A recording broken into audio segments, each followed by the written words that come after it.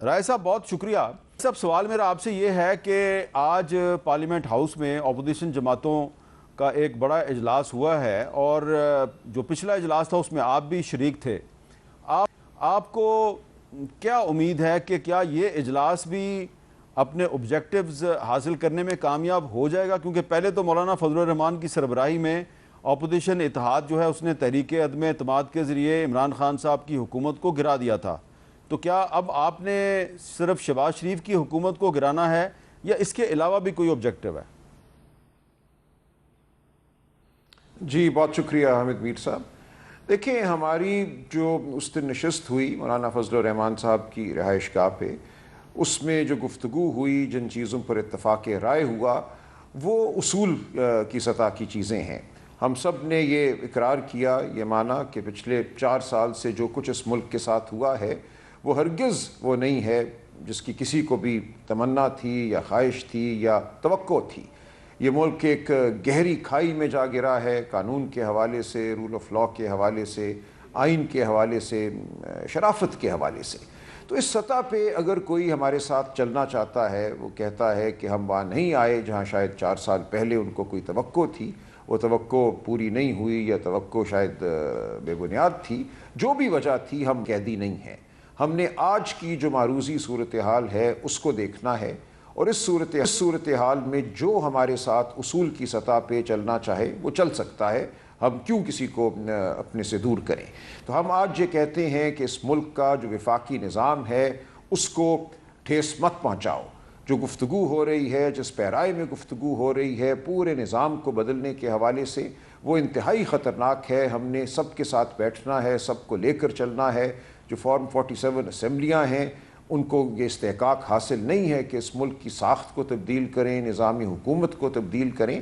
تو اس پہ ہمارا ایک اصولی موقف جو ہے اس پر اتفاق ہے، تو ہم چل سکتے ہیں. یہاں معاملہ کوئی دلوں کے میل کا نہیں ہے، یہاں اصولوں کے میل کا معاملہ ہے کہ کیا ہم ان اصولوں پر آج اکٹھے چلنا چاہتے ہیں. اس کا جواب اگر ہاں ہے تو ہم بالکل چل سکتے ہیں. اور بھی کوئی سیاسی قوت، کوئی سیاسی پارٹی اگر اسی اصول کے تحت ہمارے ساتھ چلنا چاہے کہ ہم نے ملک میں وفاقی نظام کو تقویت بخشنی ہے، ہم نے عدلیہ کو آزاد کرانا ہے، ہم نے جو یہ دھونس کا، مار پیٹ کا نظام ہے وہ آزاد کشمیر میں ہو، بلوچستان میں ہو، کہیں بھی ہو، اس کو نہیں ماننا، تو اس میں کوئی قباحت نہیں. ماضی جو بھی ہو، آج ہم نے اکٹھے ہو کر چلنا ہے. اور اگر کوئی کچھ عرصہ ہمارے ساتھ چلتا ہے، کچھ دور ہمارے ساتھ چلتا ہے اور پھر نہیں چلتا، تو وہ بھی ٹھیک ہے. ہم کوئی دھوکہ کھانے نہیں بیٹھے. ہم بہت واضح ہیں کہ ہمارے اصول کیا ہیں، ہماری سمت کیا ہے، ہماری منزل کیا ہے. جو ہمارے ساتھ جہاں تک چل سکے اس کو ہم خوش آمدید کہیں گے. جہاں کوئی ہمارا ساتھ چھوڑنا چاہے گا وہ چھوڑ جائے گا. ہم کسی پہ انحصار نہیں کریں گے، ہم کسی کے تابع نہیں ہوں گے. ہم ان اصولوں کی سیاست کریں گے جو ہم کر رہے ہیں. اچھا سلمان صاحب، جو 27 ستمبر کا لانگ مارچ ہے، کیا یہ لانگ مارچ صرف تحریک انصاف کا لانگ مارچ ہوگا یا تحریک انصاف آنے والے دنوں میں باقی اپوزیشن پارٹیوں کو بھی اس لانگ مارچ میں شرکت کی دعوت دے گی؟ جی ہم کسی کو منع تو نہیں کریں گے. بالکل یہ لانگ مارچ ہے اور ہم سمجھتے ہیں یہ اس ملک کی بقا کے لیے ہم نکلیں گے. ہم جو بات کریں گے وہ حب الوطن لوگوں کی بات ہوگی، حب الوطنی پر وہ مبنی ہوگی.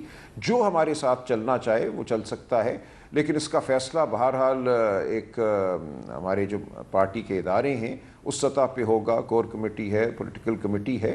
اگر کوئی چلنے کی خواہش کا اظہار کرے گا تو ہم ضرور اس کو دیکھیں گے، پرکھیں گے کہ اس کا مقصد کیا ہے، نیت کیا ہے، اور فیصلہ کریں گے. ایک اور بڑا اہم سوال پوچھا جا رہا ہے، کیونکہ آپ ایک وکیل ہیں اور آپ نے جو عمران خان صاحب کو ہاسپٹل منتقل کرنے کا جو سپریم کورٹ کا فیصلہ ہے اس پر عمل درآمد نہ ہونے کی صورت میں ایک توہین عدالت کی درخواست بھی دائر کی ہے. تو بہت ایک سوال کیا جا رہا ہے کہ وزیر داخلہ تو محسن نقوی صاحب ہیں، لیکن تحریک انصاف نے محسن نقوی صاحب کو اس میں فریق نہیں بنایا. ان کی جو وزارت کے سیکٹری ہیں ان کو تو فریق بنایا ہے، محسن نقوی صاحب کو فریق نہیں بنایا. تو اس کے بارے میں کوئی آپ کچھ بتائیں گے کہ یہ اس کی کیا وجہ ہے؟ دیکھیں 2 باتیں یہاں واضح رہیں. یہ درخواست جو ہے یہ ڈاکٹر عظمیٰ خان کی جانب سے دائر ہوئی ہے، یہ تحریک انصاف کی جانب سے دائر نہیں ہوئی. یہ ڈاکٹر عظمیٰ خان اور ان کے وکیل عزیر بھنڈاری صاحب کا آپس کا معاملہ ہے. میں نے ضرور بات کی تھی عزیر بھنڈاری صاحب سے. انہوں نے کہا کہ یہ میرا پروفیشنل فیصلہ ہے میں کس کو پارٹی بناؤں کس کو نہ بناؤں, اور انہوں نے یہ کہا کہ میں نے بڑے غور سے پورا دن لگایا. ہم پہ یہ بھی ایک تنقید ہوئی یا ان پر تنقید ہوئی کہ یہ جمعے والے دن کیوں درخواست دائر نہیں کی گئی, یہ ہفتے والے دن کیوں دائر کی گئی. ان کا یہ جواب تھا اور بالکل ٹھیک تھا کہ پورا دن تمام ریکارڈ دیکھا, میں نے تمام بیانات دیکھے, ان کی جو کاپیاں ہیں وہ اپنی درخواست کے ساتھ لگائیں. جو مجھے اس میں ملوث نظر آیا اس فیصلے میں کہ سپریم کورٹ کے حکم کو نہیں ماننا, اس کو میں نے پارٹی بنایا. اور وزیر اعظم جو ہیں وہ بالآخر حکومت کے سربراہ ہیں, تمام ذمہ داری بالآخر ان کے کندھوں پر ٹھہرتی ہے, لہٰذا ان کو پارٹی بنایا. اس کے علاوہ ان تمام لوگوں کو بنایا جنہوں نے اس حوالے سے کوئی بات کی یا ان کی بات ریکارڈ پہ ہمارے پاس موجود تھی. اور ان کا یہ کہنا تھا کہ کل ہمیں محسن نقوی صاحب کے حوالے سے اگر کوئی ثبوت ملتا ہے تو میں ان کو بھی پارٹی بنا سکتا ہوں. آج میرے پاس ثبوت نہیں ہے, میں اس لیے نہیں بنا رہا. تو یہ بہرحال ان کا ایک پروفیشنل فیصلہ تھا.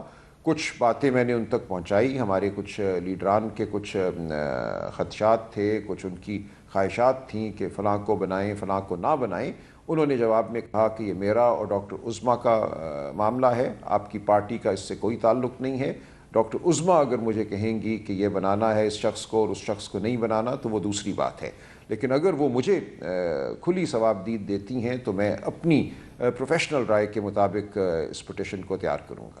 اچھا, اب میں آپ کو سہیل آفریدی صاحب جو وزیر اعلیٰ ہیں خیبر پختونخوا کے, انہوں نے بنیر میں ایک جلسے سے خطاب کیا. اس جلسے میں انہوں نے جو کہا میں ذرا آپ کو سنوانا چاہتا ہوں, پھر میں اس پہ آپ سے سوال کرتا ہوں. اس موجودہ حکومت میں جس کا سربراہ نواز شریف ہے, نواز شریف کی بیٹی پنجاب کی وزیر اعلیٰ ہے, اڈیالہ جیل پنجاب میں آتا ہے. انہوں نے عمران خان صاحب کا علاج نہیں ہونے دیا کیونکہ سب سے زیادہ تنقید پاکستان کی اسٹیبلشمنٹ پہ میں کرتا تھا. اس دفعہ تو جعلی طریقے سے پنجاب پر بھی مسلط ہے. انہوں نے عدلیہ کے حکم ججز کی آرڈر کو رد کی ٹوکری میں پھینکا.